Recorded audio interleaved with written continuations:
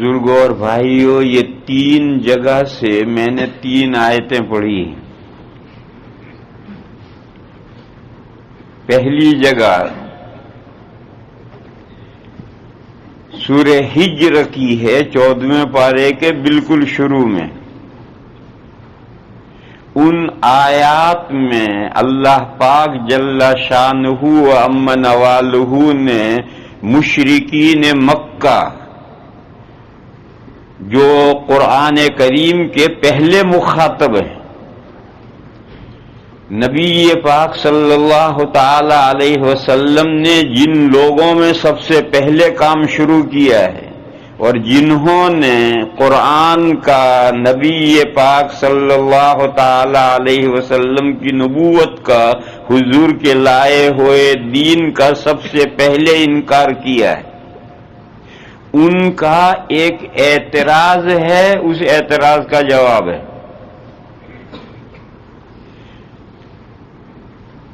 ان کا اعتراض یہ تھا کہ یہ صاحب قرآن کے نام سے جو وحی پیش کرتے ہیں یہ وحی نہیں ہے، یہ دیوانے کی بڑھ ہے.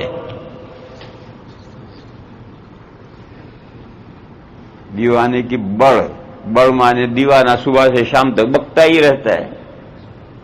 یہ جو پاگل دیوانہ صبح سے شام تک بکتا رہتا ہے، یہ قرآن دیوانے کی بڑھ ہے.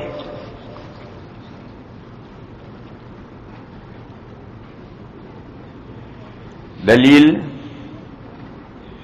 یہ ہے کہ یہ صاحب یہ کہتے ہیں کہ یہ قرآن میرے پاس اللہ کے یہاں سے، یہ اللہ کا کلام ہے، اللہ کے یہاں سے آیا ہے، فرشتہ لے کر میرے پاس آتا ہے. یہ کہتے ہیں تو فرشتہ تمہارے پاس آتا ہے تو ہمیں بھی تو دکھاؤ کیسا فرشتہ آتا ہے. ہمیں کیوں نہیں دکھاتے وہ فرشتہ؟ یہ تھا ان کا اعتراض.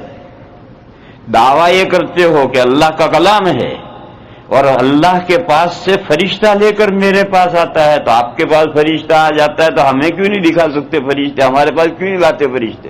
ہمیں دکھاؤ کہ فرشتے کیسے ہوتے ہیں اور اللہ کا کلام کیسے لاتے ہیں. ان کا یہ قول تھا. قرآن کریم اس کا جواب دے رہا ہے.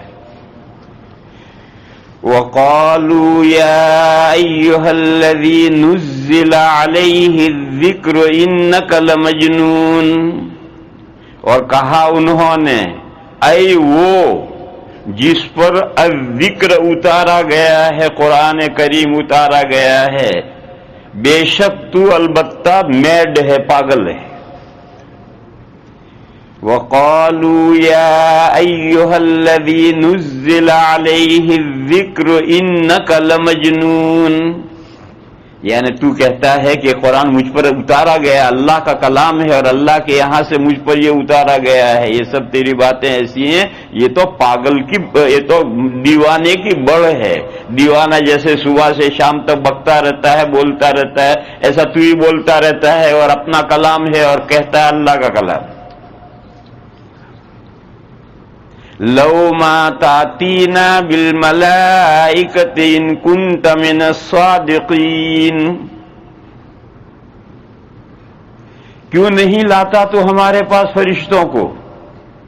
لَوْ مَا تَأْتِينَا بِالْمَلَائِكَةِ، اگر تو سچا ہے کہ یہ کلام اللہ کا ہے اور اللہ کے یہاں سے یہ کلام اللہ نے فرشتوں کے ذریعے تیرے پاس بھیجا ہے اور فرشتہ آ کر تجھے پہنچا گیا ہے، اگر تیری یہ بات صحیح ہے تو ان فرشتوں کو ہمارے پاس کیوں نہیں لاتا؟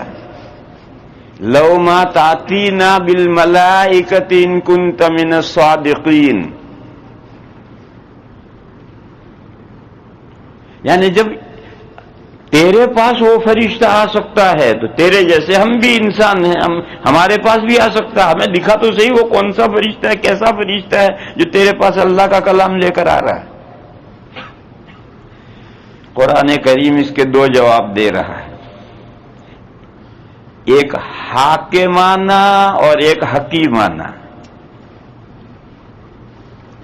حاکمانہ جواب یہ ہے کہ فرشتے تمہارے پاس بھی آ سکتے ہیں، مگر تمہارے پاس وحی لے کر نہیں آئیں گے، ڈنڈا لے کر آئیں گے۔ امتوں کے پاس بھی فرشتے آتے ہیں، لیکن عذاب نازل جب ہوتا ہے تو عذاب لے کر امتوں کے پاس آتے ہیں، وحی لے کر امتوں کے پاس نہیں آتے ہیں۔ وحی لے کر تو امت کے پیغمبر ہی کے پاس آتے ہیں۔ تو اللہ تعالیٰ پہلا حاکمانہ جواب دیتے ہیں کہ فرشتے تمہارے پاس بھی آ سکتے ہیں، مگر ڈنڈا لے کر آئیں گے، وحی لے کر نہیں آئیں گے۔ وَقَالُوا يَا أَيُّهَا الَّذِي نُزِّلَ عَلَيْهِ الذِّكْرُ إِنَّكَ لَمَجْنُونٌ لَوْ مَا تَأْتِينَا بِالْمَلَائِكَةِ إِن كُنتَ مِنَ الصَّادِقِينَ مَا نُنَزِّلُ الْمَلَائِكَةَ إِلَّا بِالْحَقِّ وَمَا كَانُوا إِذًا مُنظَرِينَ۔ نہیں اتارتے ہیں ہم فرشتوں کو مگر کھری بات کے ساتھ، حق کھری بات کے ساتھ اتارتے ہیں، اور جب وہ کھری بات لے کر کے فرشتے آ جائیں گے تو پھر اس وقت میں ان کو مہلت نہیں ملے گی، ڈھیل نہیں ملے گی۔ اس کا حاصل یہ ہے کہ فرشتے قوموں کے پاس بھی آتے ہیں، فرشتے قوموں کے پاس بھی آتے ہیں، وحی لے کر نہیں آتے ہیں، عذاب لے کر آتے ہیں، وحی لے کر صرف نبیوں کے پاس آتے ہیں۔